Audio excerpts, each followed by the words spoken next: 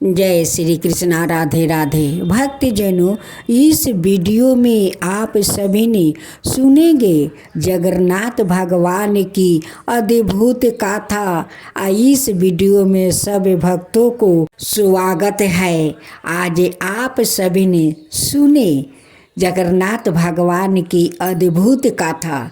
जगन्नाथ भगवान की गाथा सुनने से आप सभी को जरूर मनोकामना पूर्ण होगा। आज आप सुने जगन्नाथ भगवान का खूब सुंदर गाथा। एक गांव था। उस गांव में एक पति और पत्नी रहा करते थे, लेकिन वो लोग का कोई संतान नहीं था। हर साल वो दोनों पति पत्नी जगन्नाथ भगवान का मंदिर दर्शन करने जाते थे। एक दिन की बात है, दोनों पति पत्नी जगन्नाथ भगवान को मंदिर दर्शन करने जा रहे थे। रास्ते में बहुत लंबा लाइन था। उसी लाइन में वो दोनों पति पत्नी पड़े हुए थे। उसी भीड़ में 5 चोर था। जो चोर जा रहा था, जगन्नाथ भगवान का मंदिर में बहुत सोना दाना था, उसी को चोरी करने जा रहा था। सुबह से सारे भक्तों जाकर लाइन में खड़े थे, लेकिन भगवान को पास वो लोग नहीं पहुंच पा रहे थे। वो 5 पापी के कारण सभी लोग का कष्ट सहना पड़ा। सभी भक्त कहने लगे कि हम लोग हर साल आते हैं, जगन्नाथ भगवान को दर्शन करते हैं, 2 घंटा में हम लोग मंदिर आ जाते हैं। आज सुबह से आकर हम लोग लाइन में खड़े हैं, लेकिन भगवान का पास नहीं पहुंच पाते हैं। क्या बात है कि हम लोग आज पहुंच नहीं पा रहे हैं। हे जगन्नाथ भगवान, हम लोग से क्या ऐसा भूल हो गया है कि आपको दरवाजा तक हम लोग नहीं पहुंच पाते हैं। सभी भक्त जगन्नाथ भगवान के स्मरण करने लगे कि भगवान, आपका दर्शन के लिए मैं हर साल आता हूँ। आज आपका दर्शन नहीं हो रहा है, आपका दरवाजा तक हम लोग नहीं पहुंच पा रहे हैं। अब तो जगन्नाथ भगवान को, अपना भक्त को दुख देख कर उस 5 चोर का अंधा बना देते हैं। अब 5 चोर उधर घूर घूर करने लगे, इधर घूरे उधर घूरे, लेकिन वो लोग का तो रास्ता नहीं दिख रहा था। अब चोर लोग 5 पीछे पड़ गया। अब 5 चोर पीछे रह गया। अब तो सारे भक्त भगवान को दरवाजा तक पहुंच गया। सभी भक्त कहने लगे कि क्या बात है, अब हम लोग इतना जल्दी भगवान के दरवाजे तक पहुंच गया, अब भगवान से दर्शन भी कर लिया। सभी भक्त लोग जगन्नाथ भगवान को दर्शन किया, पूजा पाठ किया, और सभी भक्त अपना अपना घर लौट रहे थे। दोनों पति पत्नी वो भी अपना घर लौट जा रहे थे। रास्ते में जाते जाते देखते हैं कि एक गाछ के भीड़ी वो 5 चोर बैठा है। उनकी आंख से तो कुछ लगता नहीं है कि वो कहीं जा सके।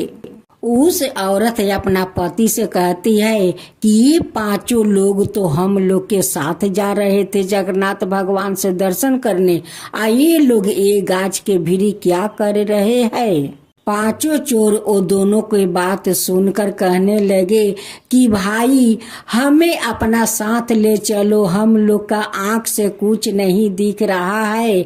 हम 5 इसी गाछ के पास सारा रात थे, हम लोग का तो रास्ता नहीं दिखता है कि हम लोग कहीं जा सके, आप मुझे ले चलिए।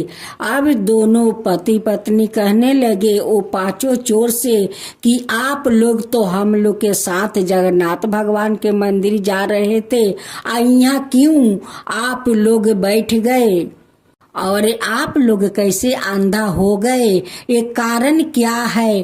तब एक चोर कहता है कि हम लोग चोर है, हम लोग जा रहे थे जगन्नाथ भगवान का मंदिर में सोना दाना लूटने के लिए, उस लिए जगन्नाथ भगवान ने हम लोग के अंधे कर दिया है कि नहीं हम लोग के आंख रहेगा और नहीं भगवान को सोना दाना हम लोग लूटेंगे, इसलिए भगवान हम लोग के अंधे बना दिया है। दोनों पति पत्नी कहने लगे कि आप लोग कैसा चोर है कि भगवान का मंदिर में लूटने जा रहे थे। देखिए, सभी लोग भगवान के मंदिर में कुछ ना कुछ मांगने जाते हैं और आप पांचों भगवान का मंदिर लूटने जा रहे थे। उस लिए देखो, भगवान आप पांचों को अंधा बना दिया है। उस लिए हम लोग आप लोग के कारण उस रास्ते में, उस भीड़ में अटके थे। हम लोग भगवान के पास नहीं जा रहे थे। आप लोग तो पापी है, पाप करने जा रहे थे। आप पापी के साथ साथ उनकी भक्त लोग कितना तकलीफ सहा। अगर आप लोग का भगवान अगर अंधा नहीं बनाते तो हम लोग के शायद भगवान से दर्शन नहीं होता। हम लोग वही लाइन में खड़े रह जाते, लेकिन किसी को भगवान से दर्शन नहीं होता। अब तो पांचों चोर हाथ जोड़कर माफी मांगने लगे कि बहन, आप मुझे माफ कर दीजिए, भैया आप मुझे माफ कर दीजिए, इस पापी को माफ कर दीजिए। आज से हम लोग कभी चोरी नहीं करेंगे। दोनों पति पत्नी कहने लगे कि ठीक है, हम दोनों पांचों को उस मंदिर ले जाएंगे। अब भगवान का मंदिर में जाकर वहाँ पर बोलो कि हम लोग कभी चोरी नहीं करेंगे। हे भगवान, हम लोग कभी चोरी नहीं करेंगे, तभी न हम लोग मानेंगे। जब दोनों पति पत्नी वो पांचों चोर को मंदिर के सामने ले गए, पुजारी कहने लगे कि ये पापी है, तुम लोग क्यों इस पापी को लाते हो, क्यों लाते हो? ये तो पांचों पापी है, भगवान को लूटना चाहता था, उसलिए जगन्नाथ भगवान ने पांचों को अंधा बना दिया। ये लोग का तो कभी माफी नहीं मिलेगा। पांचों चोर भगवान का दरवाजे पर दंडवत प्रणाम करते हैं, पुजारी से माफी मांगते हैं कि हे पुजारी जी, हमें माफ कर दीजिए, हे महात्मा जी, हमें माफ कर दीजिए। हम लोग अब ऐसा काम कभी नहीं करेंगे। आज से हम लोग कभी चोरी नहीं करेंगे। आप मुझे माफ कर दीजिए। दोनों पति पत्नी हाथ जोड़कर जगन्नाथ भगवान से कहने लगे कि भगवान, ये पांचों को माफ कर दीजिए, इनकी नैन दे दीजिए, इनकी माफ कर दीजिए। अब ये लोग कभी चोरी नहीं करेगा। पांचों चोर उस पुजारी बाबा से कहने लगे कि हे महात्मा जी, आप कोई उपाय बताइए कि हम लोग जो पाप करने आए थे वो पाप से कैसे हम लोग के मुक्ति मिलेगा, उसका उपाय बता दीजिए। पुजारी जी कहते हैं कि उपाय तो है, लेकिन बहुत कठिन है। तुम लोग का निर्जल उपास रह करे पाप मोचनी एकादशी व्रत करना होगा, तभी तुम लोग के पाप से मुक्ति मिलेगा। पांचों चोर कहने लगे कि हे पुजारी बाबा, हम लोग के तो पता नहीं है कि पाप मोचनी एकादशी का विधि विधान क्या है, कैसे लोग करते हैं, हम लोग के पता नहीं है। पांचों चोर का पुजारी बाबा सारे विधि विधान बताते हैं और कहते हैं कि अगर ऐसा तुम पांचों निर्जला होकर पाप मोचनी व्रत करो तो तुम्हारा पाप से मुक्ति मिल जाएगा। वो दोनों पति पत्नी पांचों चोर को उनकी घर तक पहुंचा आते हैं। पुजारी का कहे अनुसार पांचों चोर श्रद्धा पूर्वक पाप मोचनी व्रत किया और वो पांचों को नैन आपस मिल गया। तब से वो पांचों चोर चोरी करना छोड़ दिया और धर्म के राह पर चल दिया। वो पांचों पाप मोचनी व्रत करने लगे।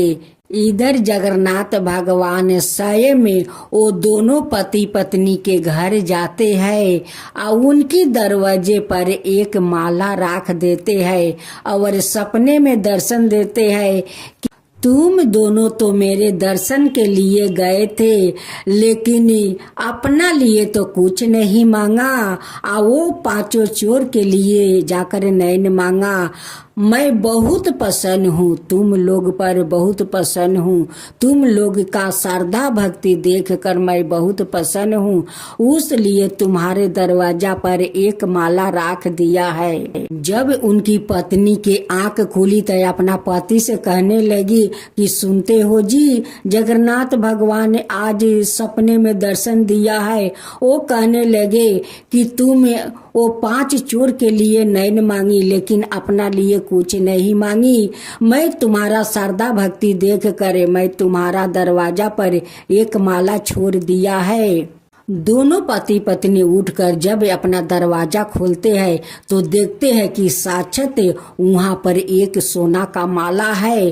अब तो माला उठाकर ले जाती है और जगन्नाथ भगवान को बहुत बहुत धन्यवाद देती है कि भगवान आप स्वयं आकर अपना माला मेरे दरवाजे पर रख गया। भगवान धन है, भगवान धन है, आपका महिमा अपरंपार है। हे जगन्नाथ भगवान, आपका महिमा अपरंपार है। कुछ दिन का बाद वो औरत माँ बन जाती है। कहती है कि जगन्नाथ भगवान तो हम लोग पर दया बहुत किया है, छप्पर फाड़ कर दया किया है कि धन घर में भर दिया, मेरा गोद भी भर दिया। हे जगन्नाथ भगवान, जैसे हमारा घर भर दिया वैसे ही सबका ऊपर कृपा कीजिए, सबका ऊपर कृपा कीजिए। हे जगन्नाथ भगवान, जगन्नाथ भगवान की जय हो, जगन्नाथ भगवान की जय। सारे भक्त जनों, आज आप सुनेंगे पाप मोचनी एकादशी की व्रत कथा। एकादशी की हार्दिक शुभकामनाएं करती हूँ। भगवान आप सभी को खुश रखे, सुखे रखे। भगवान आप सभी को सारे इच्छाएं पूरा करे।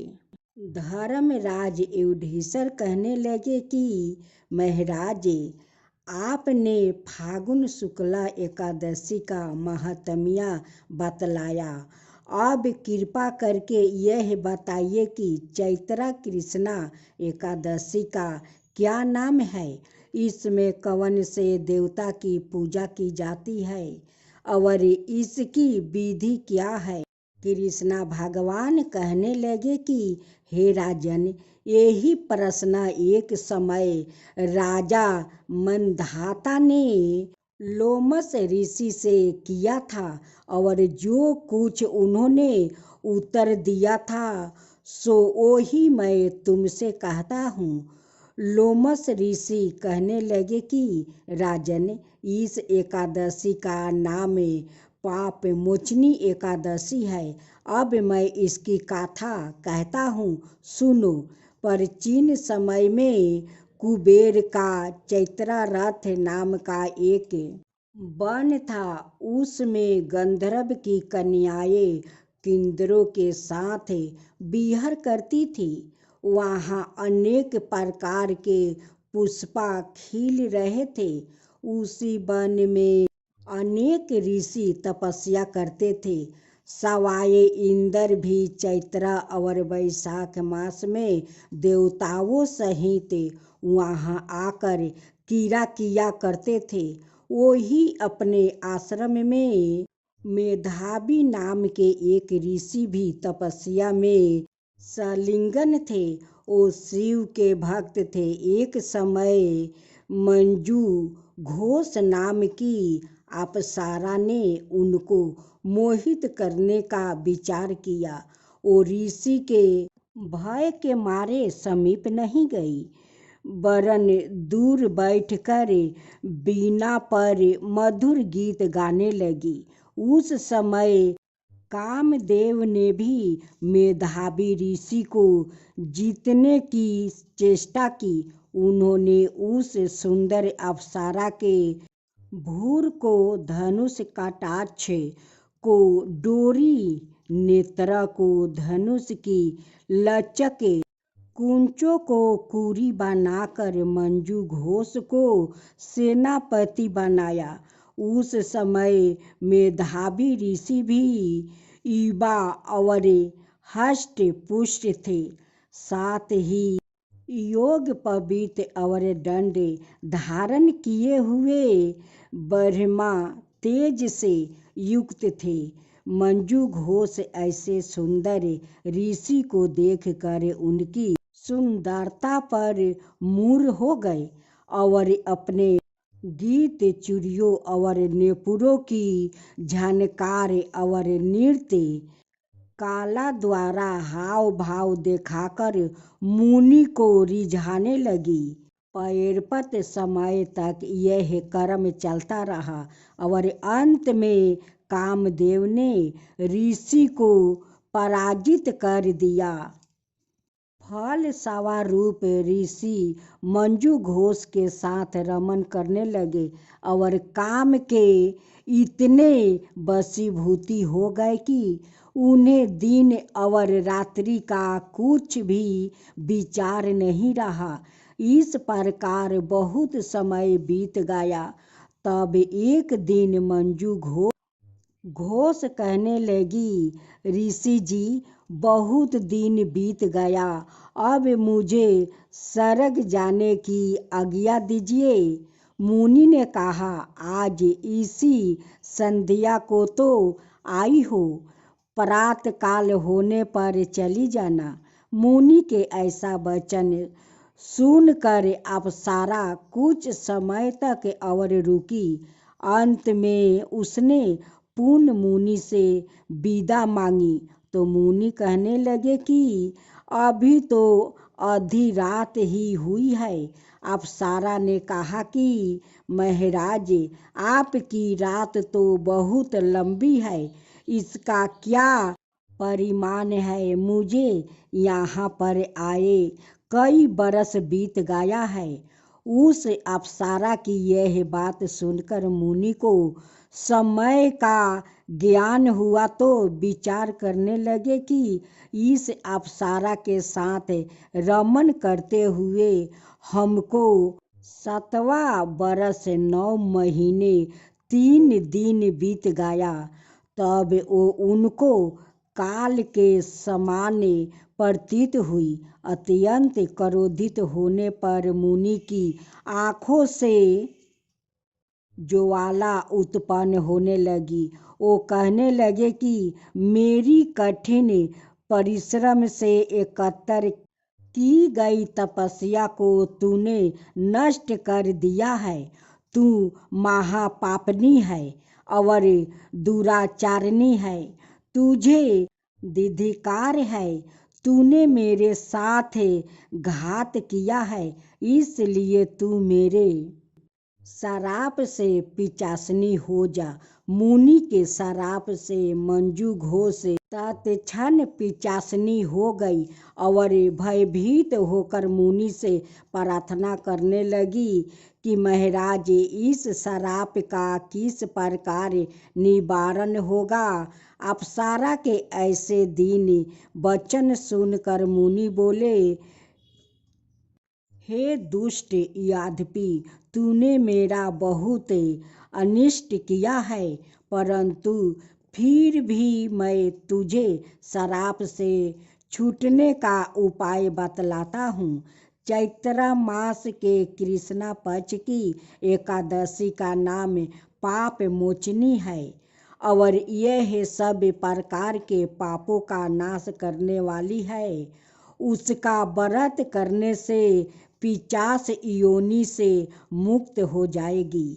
ऐसा कहकर मेधावी ऋषि अपने पिता च्यवन ऋषि के आश्रम में चले गए। मेधावी को देखकर च्यवन ऋषि कहने लगे कि अरे पुत्रा, तूने ऐसा क्या किया जिससे तेरा सारा पुण्य छीन हो गया है?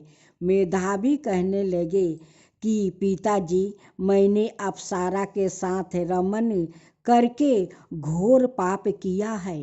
अब आप इस पाप से छूटने का प्रायश्चित करने का मुझे बतलाइए। तब च्यवन ऋषि बोले, हे पुत्रा, चैत्र मास के कृष्णा पक्ष की पाप मोचनी एकादशी का व्रत करने से सब पापों का नाश हो जाता है, इसलिए तुम इस व्रत को करो। पिता की आज्ञा पाकर मेधावी ऋषि ने भी इस व्रत को किया, जिससे उनके सब पाप नष्ट हो गया और वो पवित्र हो गया। उधर मंजू घोष भी व्रत के प्रभाव से पिशाच योनि से छूटकर दिव्या देह धारण करके स्वर्ग को चली गई। लोमस ऋषि कहने लगे कि हे राजन, पाप मोचनी एकादशी के व्रत को करने से सब पाप नष्ट हो जाते हैं। इस कथा को पढ़ने या सुनने से 1000 गौदान का फल प्राप्ति होता है और व्रत से ब्रह्म हत्या, गर्भपात, बाल हत्या, सुरापान, स्त्री से परसंग आदि सब पाप नष्ट हो जाते हैं। तो बोलो कृष्णा भगवान की जय, विष्णु भगवान की जय।